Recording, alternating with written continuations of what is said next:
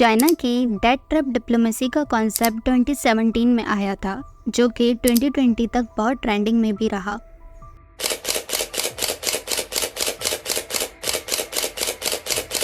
लेकिन 2020 के बाद से इस कॉन्सेप्ट की अहमियत कम हो गई, क्योंकि रिसर्च एनालिस्ट ने बहुत सी ऐसी कंट्रीज़ को एज अ केस स्टडी लेकर उन पर रिसर्च शुरू की जो चाइना से बहुत ज़्यादा कर्ज ले चुकी थी।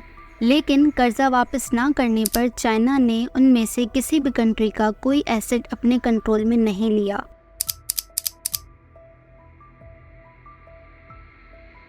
तो क्या चाइना की डेट ट्रैप डिप्लोमेसी सच में एक मिथ है, या श्रीलंका की हम्बनटोटा पोर्ट को लीज पर लेने से ये साबित हो जाता है कि चाइना की डेट ट्रैप डिप्लोमेसी एक रियलिटी है?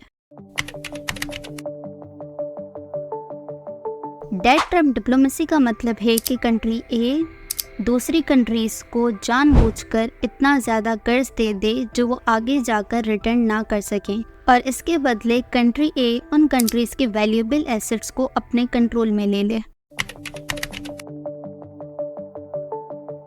2008 के फाइनेंशियल क्राइसिस के बाद चाइना उन चंद ममालिक में शामिल था जिसे इन फाइनेंशियल क्राइसिस का इतना नुकसान नहीं हुआ, जबकि पूरे दुनिया के ममालिक की इकोनॉमी वीक हो गई थी। इसका एडवांटेज लेते हुए चाइना ने 2013 में one belt one road project को शुरू करने का ऐलान किया, जिसका आगे जाकर 2016 में नेम चेंज करके बेल्ट रोड इनिशिएटिव रखा गया। इस प्रोजेक्ट के तहत चाइना 60 कंट्रीज को रीजनली कनेक्ट करके अपनी ट्रेड को एक्सपेंड करना चाहता था। इसी वजह से चाइना ने थर्ड वर्ल्ड कंट्रीज के इंफ्रास्ट्रक्चर को बिल्ड करना शुरू किया, जिसका एक अहम हिस्सा सीपेक भी है।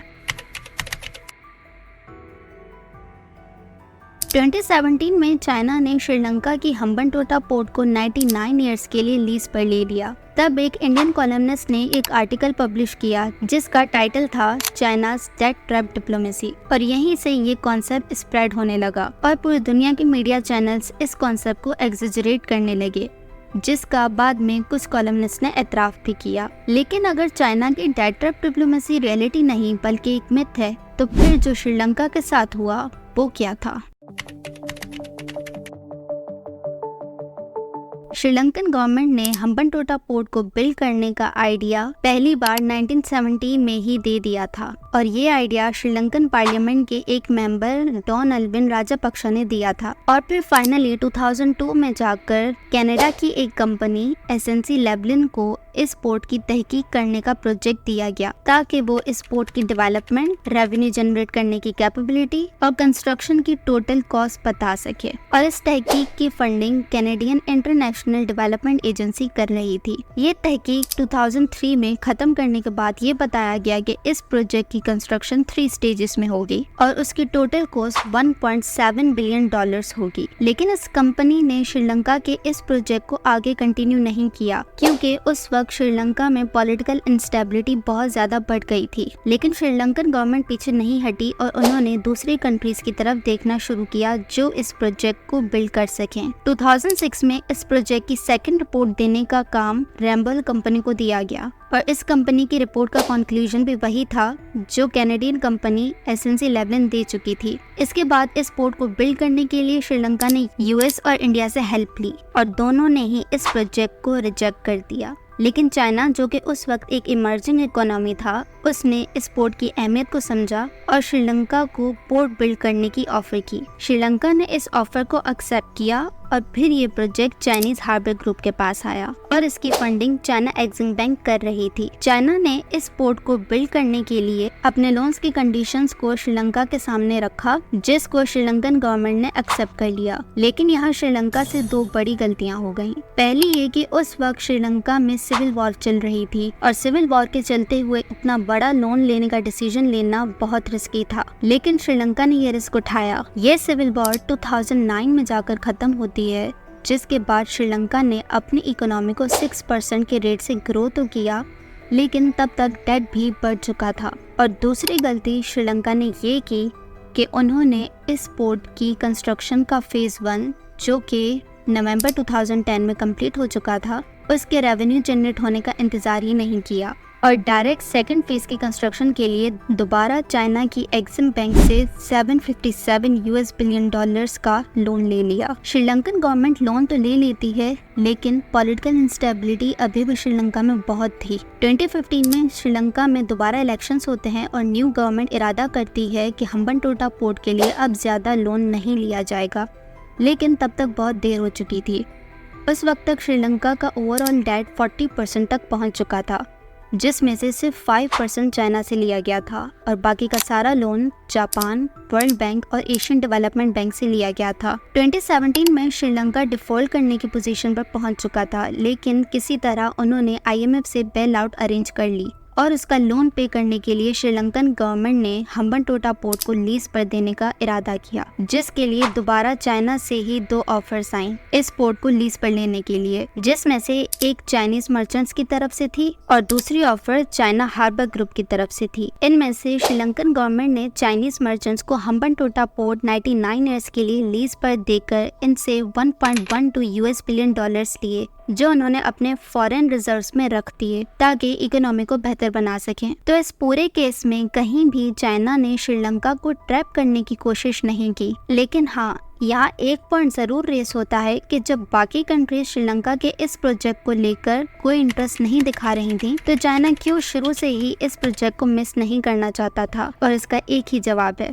Geopolitical reasons. China Indian ocean में अपनी इन्फ्लुएंस कायम रखना चाहता था और यूएस को चैलेंज करना चाहता था, और ये हम्बनटोटा पोर्ट प्रोजेक्ट चाइना की स्ट्रिंग ऑफ पर्ल्स की पॉलिसी का ही एक हिस्सा था। अगर कभी यूएस इस पोर्ट पर इंटरेस्ट दिखाकर यहाँ अपनी प्रेजेंस कायम करता, तो दोबारा चाइना के जियोपॉलिटिकल मोटिव्स खतरे में आ जाते। इसलिए इससे पहले कि यूएसए या कोई यूएस का एलाय इस पोर्ट पर अपनी प्रेजेंस कायम करे, ये काम पहले चाइना ने कर दिया। तो श्रीलंका के इस केस से तो चाइना की डेट ट्रैप डिप्लोमेसी एक मिथ ही लगती है। इसके अलावा दूसरी कंट्रीज को भी अब आईएमएफ से ज्यादा चाइना से लोन लेना ज्यादा बेनिफिशियल लगता है। 2021 में साउथ अमेरिका की एक कंट्री ने आईएमएफ के बजाय चाइना से लोन लिया, जिसकी जस्टिफिकेशन देते हुए उनके फाइनेंस मिनिस्टर कोमेम्बर्ट ने कहा कि चाइना का इंटरेस्ट रेट 2% है, जबकि आईएमएफ का इंटरेस्ट रेट 1.05% है, तो इनमें कुछ ज्यादा फर्क नहीं। इसके अलावा अगर आपके पास 2 ऑप्शंस हों, जिसमें से एक साइड आपसे बहुत सी डिमांड्स करे कि अपनी कंट्री के सिस्टम को भी बदलो, अपनी करेंसी को भी डिवैल्यू करो और अपनी कंट्री में टैक्स भी बढ़ा दो, और दूसरी तरफ आपके पास एक ऐसा ऑप्शन हो जो आपसे कुछ ज़्यादा डिमांड ना करे, बस इंटरेस्ट रेट थोड़ा ज़्यादा हो और वो भी सिर्फ 1% के डिफरेंस से, तो कोई भी बिना ज़्यादा सोचे उस सेकंड ऑप्शन को ही चूज़ करेगा, जो कि हमने भी किया। चाइना की इस डेट ट्रैप डिप्लोमेसी को और इन्वेस्टिगेट करने के लिए कुछ रिसर्च स्टडीज भी कंडक्ट की गई, जिसमें से एक रिसर्च अप्रैल 2023 में बोस्टन यूनिवर्सिटी के ग्लोबल डेवलपमेंट पॉलिसी सेंटर ने कंडक्ट की थी। उन्होंने 8 कंट्रीज को स्टडी किया जिन्होंने इंफ्रास्ट्रक्चर डेवलपमेंट के लिए चाइना से लोन्स लिए थे, लेकिन इस स्टडी को कंप्लीट करने के बाद उन्हें किसी भी कंट्री से कोई डायरेक्ट एविडेंस नहीं मिला जिसमें चाइना ने उन कंट्रीज को लोन्स उनके किसी एसेट को कंट्रोल करने के लिए दिए हों।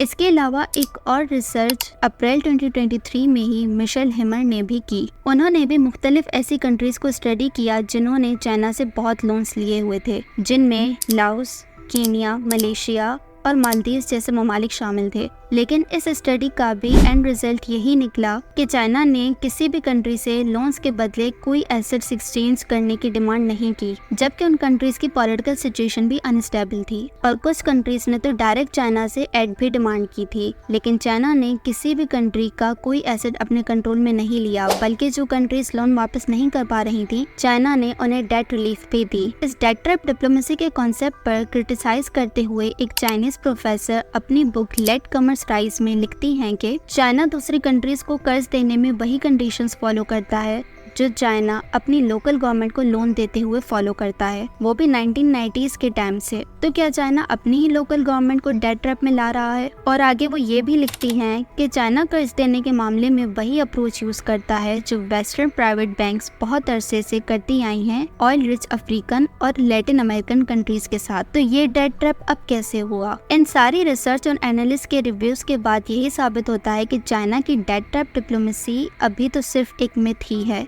कोई रियलिटी नहीं। लेकिन इसका मतलब ये भी नहीं है कि चाइना अपनी पॉलिसीज में फेयर है और वो सिर्फ अपने BRI प्रोजेक्ट को डेवलप करने के लिए दूसरी कंट्रीज को लोन्स देता है और बाद में रिलीफ भी। असल में ये फेवर्स चाइना दूसरी कंट्रीज को इसलिए देता है ताकि वो US ब्लॉक से निकलकर चाइनीज ब्लॉक में आए और इंटरनेशनल फोरम्स पर चाइना को सपोर्ट भी करें, जैसा कि ताइवान और साउथ चाइना सी के मामले में। तो चाइना की ये सारी स्ट्रेटजीज और पॉलिसीज जियोपॉलिटिक्स के लैंडस्केप से इन्फ्लुएंस्ड हैं, क्योंकि वो USA के अगेंस्ट स्ट्रॉन्ग कॉम्पिटिटर बनकर उभरना चाहता है। लेकिन जहाँ तक डेड ट्रैप डिप्लोमेसी की बात है तो इसकी अभी तक किसी भी केस में कोई डायरेक्ट एग्जाम्पल नहीं मिली।